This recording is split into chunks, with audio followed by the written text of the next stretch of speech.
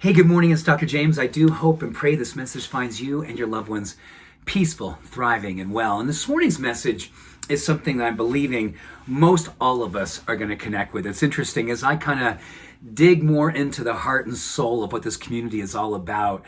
I really understand that this is a healing movement. We are all very dedicated to the art and the very, very sobering need of being a healer these days.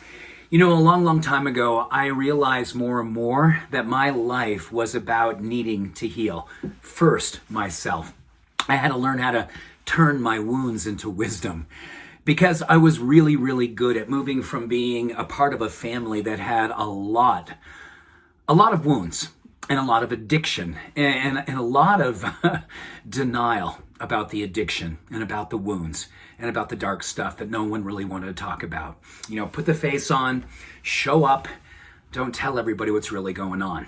And, you know, as I get older in my life, in my early 20s, when I was just starting to go, oh my gosh, I am carrying around so much baggage and it's destroying me. I can't fix this anymore.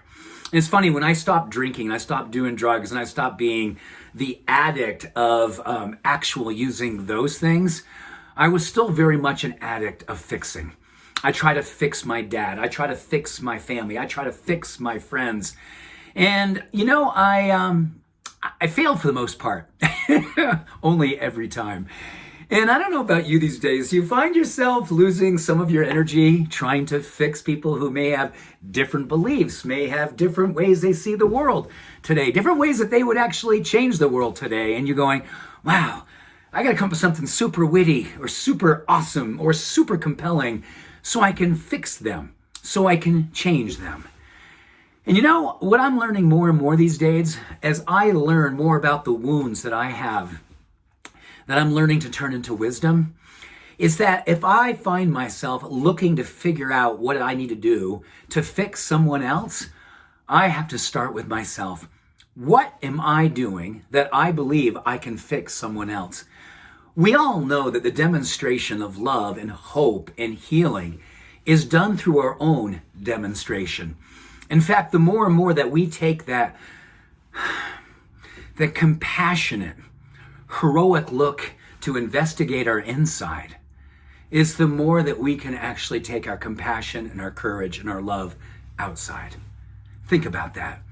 We have to look deep within and ask ourselves what is ours to do today, and know that so much of our ego and so much of even that spiritual thirst that says, oh my gosh, if they only knew how much love could feel and fill them. If they only knew, if they could change and see with a broader perspective how much better their life would be. And if they only knew how much, if they would do that, it would help me so I didn't have to judge that. And have to lose myself in some of that smallness that I find myself getting trapped in. Well, I'm going to call you and I forward today. This is a support group for former fixers, former addicts of needing to feel like we were never enough.